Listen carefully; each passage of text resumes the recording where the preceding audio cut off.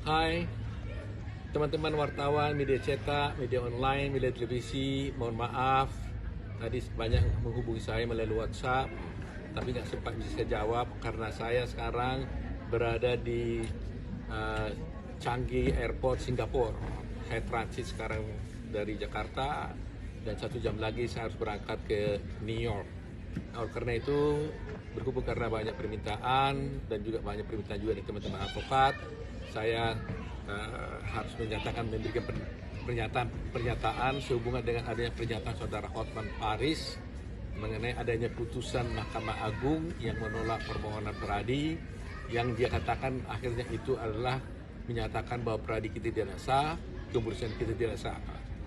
Saya ingin tegas menyatakan di sini bahwa apa yang disampaikan saudara Hotman tersebut itu adalah pernyataan bohong. Kedua, itu adalah pernyataan yang tidak benar. Itu adalah pernyataan merupakan fitnah dan merupakan pencemaran nama baik terhadap Peradi dan sangat melukai hati para advokat Indonesia. Kenapa? Karena Hotman Paris sesungguhnya tidak mengerti persoalannya. Dan ini bukan perkaranya dia, tapi dia mengomentarinya. Apakah seorang advokat boleh mengomentari perkara yang bukan perkaranya? Apakah kita boleh mengomentari perkara orang lain? Nah, akibatnya seperti ini, dia tidak tahu perkaranya, akhirnya dia tersesat dan menyesatkan orang. Oleh karena itu, duduk perkaranya saya beritahukan supaya semua masyarakat tahu. Mulanya begini, pada tahun 2015 sampai 2020, kepemimpinan Peradi itu dipimpin oleh Pak Fauzi Hasibuan dan Thomas Tapubolon. Pada masa mereka itu, dibuatlah ada perubahan anggaran dasar melalui rapat pleno Peradi. Kalau tidak salah, Hotman Paris waktu itu juga menjadi pengurus Peradi. Kalau tidak salah ini ya, nanti dicek. Nah, kemudian saudara Alamsyah merasa perubahan anggaran dasar yang dibuat berdasarkan rapat pleno itu adalah tidak sah. Menurut Alamsyah harus melalui Munas. Kan begitu? Nah, akhirnya dia gugat di pengadilan. Kemudian berperkara di pengadilan, dia menang. Di tengah jalan, setelah tahun 2020 berakhir, maka dilakukanlah Munas Peradi, pergantian pengurus. Pada agenda pertama di Munas Peradi, dibicarakan adalah agenda perubahan anggaran dasar. Apa keputusan perubahan anggaran dasar itu? Keputusannya adalah Munas mengesahkan anggaran dasar yang dirubah oleh rapat pleno tadi sebagai keputusan Munas. Gitu. Jadi Munas tersebut yang Munas mana telah memilih saya sebagai ketua umum itu diadakan berdasarkan anggaran dasar yang telah diputuskan oleh Munas, bukan anggaran dasar yang dirubah berdasarkan rapat pleno.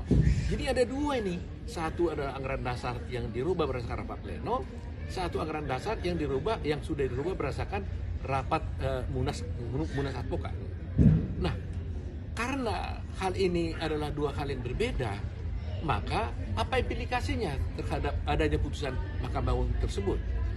Seandainya lah benar putusan Mahkamah Agung itu menyatakan bahwa anggaran dasar yang diputuskan berdasarkan rapat pleno oleh tidak sah, implikasinya sama sekali tidak ada terhadap Peradi. Implikasinya tidak ada hubungannya dengan kedudukan saya sebagai ketua Peradi, karena yang dibatalkan itu adalah anggaran dasar yang dirubah oleh rapat pleno, sedangkan saya terpilih berdasarkan anggaran dasar yang sudah disahkan oleh Munas. Ini poin utamanya. Dan hal ini oleh saudara Alamsyah telah diakui dan dia sekarang menjadi anggota Peradi. Dia mengatakan karena itu sudah dilakukan melalui Munas, maka Alamsyah mengakui bahwa anggaran dasar itu adalah sebagai anggaran yang sah. Jadi kenapa jadi Hotman Paris yang sewot gitu? Ya kan? Gak ada apa-apanya putusan itu. Non diskutabel, tidak ada implikasi apa-apa.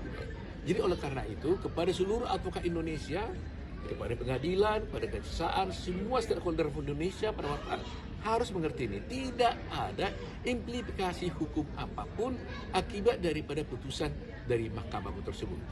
Nah, besok saya sudah minta rekan Asido Huta Barat akan menjelaskan mengenai persisnya mengenai keputusan ini dan bagaimana pengakuan daripada saudara Alam Shah mengenai putusan Mahkamah Agung ini. Oleh karena itu saya sarankan kepada teman-teman Paris, jangan berbohong, ya, jangan memprovokasi, jangan membuat berita-berita yang menyesatkan, melukai hati advokat Indonesia. Nanti kalau advokat Indonesia marah kan repot jadinya kan. Mereka bisa sekarang ini mereka SMS saya terus, bagaimana nih Pak Otto katanya. Nah ternyata mereka pikir Anda benar, ternyata Anda tidak benar gitu. Dan apa yang saya sampaikan ini saya pertanggungjawabkan dimanapun dan kapanpun. Saya jamin hal ini. Oleh karena itu kepada advokat Indonesia, terutama anak muda, jangan khawatir, tenang, mari kita berjuang terus. Pradi adalah single bar. Salam.